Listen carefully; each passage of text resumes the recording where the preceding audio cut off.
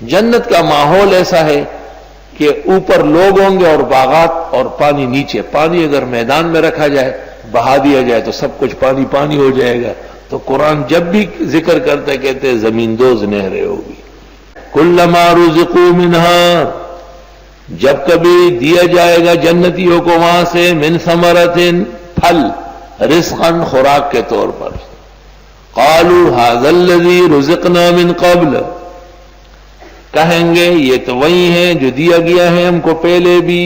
یا تو یہ کہ دنیا میں مالٹا ہوگا شکل کا، لیکن ہر پانکے کا اثر دوسرے سے مختلف اور ہر دانہ دوسرے سے مختلف. جو اس وقت کھا لیا 2 منٹ بعد جو کھائیں گے یہ لذت نہیں ہوگی، اس سے بڑھ کر ہوگی. حسن بصری سے باہر میں اور ابو سعود کی نقل ہے. اور یہ کہ جب بھی ان کو دے دیا گیا دوبارہ دیا جا رہا ہے تو الوانہ کا الوانی، رنگ وہی ہے لیکن ذوق اور ذائقہ بالکل مختلف ہو گیا. وَأُتُوا بِهِ مُتَشَابِهًا، اور دیے جائیں گے ان کو ایک جیسے. یہ سمجھیں گے یہ تو وہی مالٹا ہے، یہ تو وہی امرود ہے، وہی سیب ہے، وہی ناشپاتی ہے، لیکن ذائقہ بالکل مختلف ہوگا. اور یہ جنت کے ماحول کی شان ہے. بلاد عرب میں جب مہمان آ جاتا ہے تو کھانا کھانے سے پہلے کھجور کا دور ہوتا ہے. یرا ان کھجور کا بیان ناممکن ہے. بعض ایسے سفید جیسے مکھن، کوئی درخت سے توڑا کیسے گیا، یہاں تک لایا کیسے گیا ہے. بعض ایسے کالے جیسے تارکول، بعض سرخ، ہر ایک کا ذائقہ دوسرا ہے.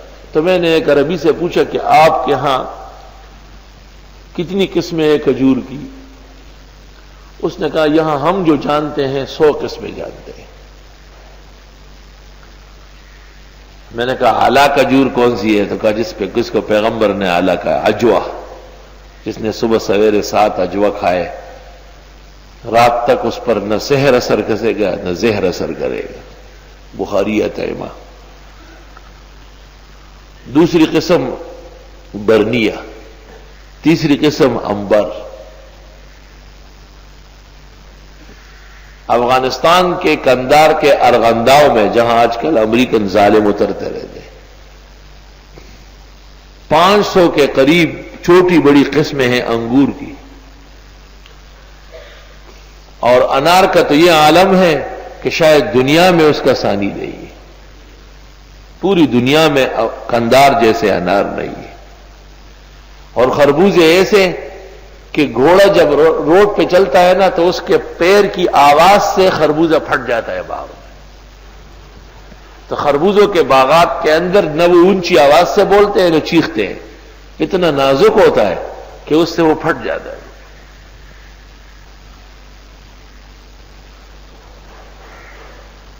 جنت کے پھلوں کی تفصیل بھی قرآن نے دی ہے، جیسے کھجور ہے، انگور ہے، انار ہے، بیری ہے. یہ تمام پھلوں کے اصول ہے. جیسے ہمارے ملک میں سیب مشہور ہے، حالانکہ اس کی نسل ناشپاتی کی ہے.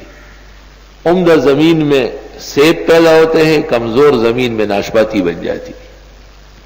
اعلیٰ زمین میں گرمے اور سردے ہیں اور گٹھیا زمین میں خربوز ہے. امام ابو داؤد رحمت اللہ علیہ نے کہا ہے کہ میں نے ایک ایسا خربوزہ دیکھا تھا کہ ایک اونٹ پر دونوں طرف لدا ہوا تھا. اونٹ پر کتنی وزنی چیز لا دی جاتی ہے، کم از کم 10 من تو ہوتی ہے. امام ابو داؤد کہتے میں نے ایک خربوزہ دیکھا ہے تقریباً 10 من، وہ بھی بیلی تھی جس نے وہ خربوزہ پیدا کیا ہے. اللہ تعالیٰ کی قدرت کی ایسی نہرنگی ہے. اور ہر ملک کے پھل مختلف ہیں. پنجاب میں آموں کا راج ہے. سندھ کے اندر اعلیٰ ترین اور سب سے بہترین پھل چیکو ہے. بینکاک میں سب سے عمدہ پھل وہ کیلا ہے. لبنان میں سب سے عمدہ پھل وہ پپیتا ہے. ہر ملک کا پھل علیحدہ ہے. وہ پھل اس ملک میں سرفراز سمجھا جاتا ہے.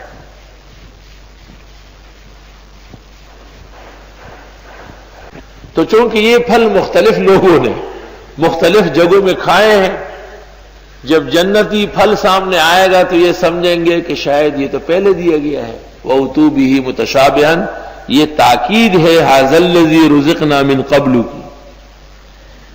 اللہ تعالیٰ فرماتے ہیں کہ یہ ان کو ایسی چیزیں دی جائے گی جیسے ایک جیسی ہے، لیکن وہ ایک جیسی نہیں ہے. بھائی آدمی جب پھل خوب کھائے، ہر قسم کا پھل کھائے، تو پھر طبیعت میں ہیجان پیدا ہوگا، طبیعت میں سرور آئے گا. اس کو ہم مستی تو نہیں کہیں گے قرآن کریم کی تفسیر میں.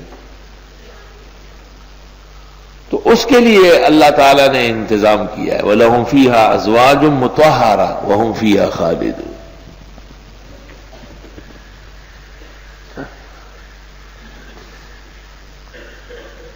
ایک شخص نے یہ سرخ املوک ہوتے ہیں نا، سرخ، اس کو بھی املوک کہتے ہیں.